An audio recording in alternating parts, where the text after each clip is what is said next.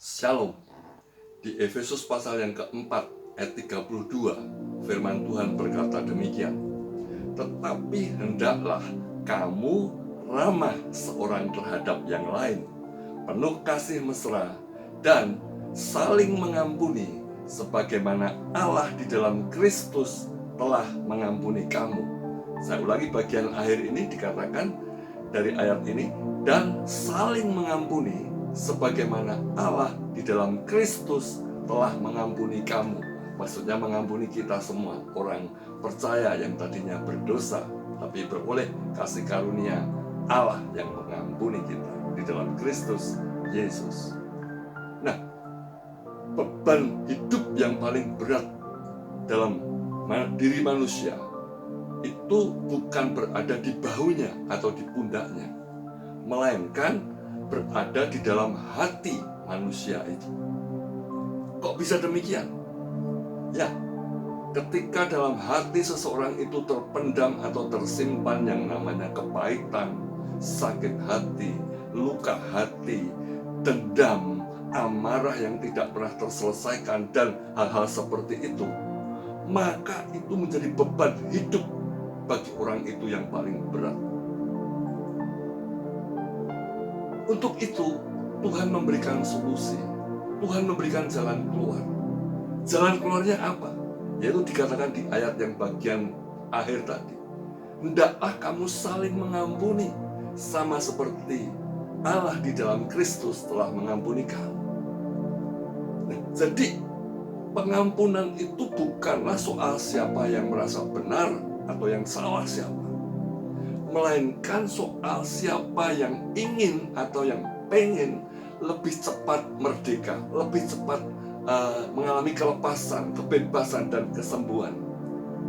Jadi kalau kita ingin terbebas dari semua yang namanya sakit hati dan lain-lain, maka kita harus segera menyelesaikan masalah itu dengan memberikan atau melepaskan pengampunan. Dan firman Tuhan ini juga mengingatkan bahwa kita mengampuni karena kita telah terlebih dulu diampuni Tuhan.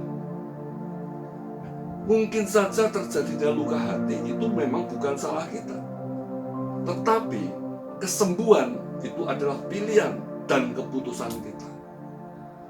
Kita tidak bisa menampik atau menolak hal-hal yang ada di luar kita, tetapi kita bisa mengatasi segala sesuatu yang ada di dalam diri kita. Jadi intinya, kalau kita ingin cepat sembuh dari luka hati dan hal-hal seperti itu, maka sesegera mungkin lepaskan pengampunan. Itu menjadi solusi jalan keluar. Semakin lama kita menunda mengampuni, semakin lama pula racun itu akan tinggal di hati kita, dan kita akan menjadi orang percaya yang menderita. Tidak ada damai sejahtera, tidak ada sukacita, dan lain sebagainya. Pengampunan juga bukan soal melupakan, karena memang kita tidak pernah bisa melupakan satu kejadian peristiwa yang telah terjadi di masa lalu. Tetapi pengampunan itu memilih untuk tidak membiarkan luka hati itu terus-menerus bercokol atau menguasai hidup kita. Ya. Jadi saat kita melepaskan pengampunan, maka saat itu jugalah Tuhan menyembuhkan, Tuhan memulihkan, Tuhan memerdekakan kita dari semua rasa sakit hati, luka hati, dan hal-hal yang tidak baik, yang tidak menyenangkan yang ada di hidup kita, yang mungkin telah terjadi selama bertahun-tahun. Jadi kalau saat ini dalam hati kita ada rasa sakit terhadap seseorang, apa yang harus kita lakukan? Yang pertama, sebutlah nama orang yang telah melukai hati kita itu di dalam doa kita. Kemudian lepaskan pengampunan terhadap orang itu lewat doa kita juga. Dan juga lepaskan atau ucapkan berkat atas orang itu dalam doa kita. Itu yang pertama. Jangan mengutuk, tapi ucapkan berkat, lepaskan pengampunan, dan berikan hal-hal yang baik pada orang yang bersangkutan lewat doa kita. Yang kedua, kurangi atau stop, ya, mereplay atau memutar ulang memori-memori yang menyakitkan yang telah terjadi di masa lalu.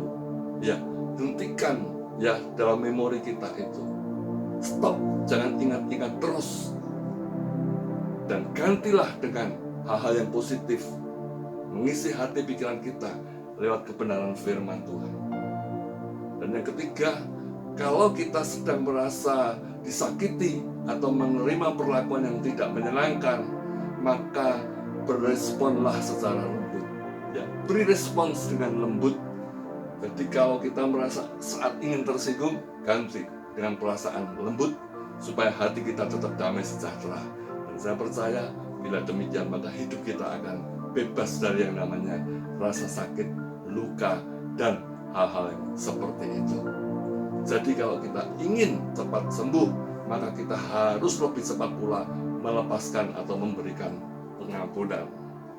Heal fast, forgive faster. Kiranya Tuhan Yesus menolong dan menyertai serta memberkati kita senantiasa sepanjang tahun 2026 ini. Mari menjadi orang-orang percaya bebas dari rasa sakit dalam hati, dan kita hidup dalam anugerah, kasih, dan berkat Tuhan yang luar biasa. Haleluya. Amin.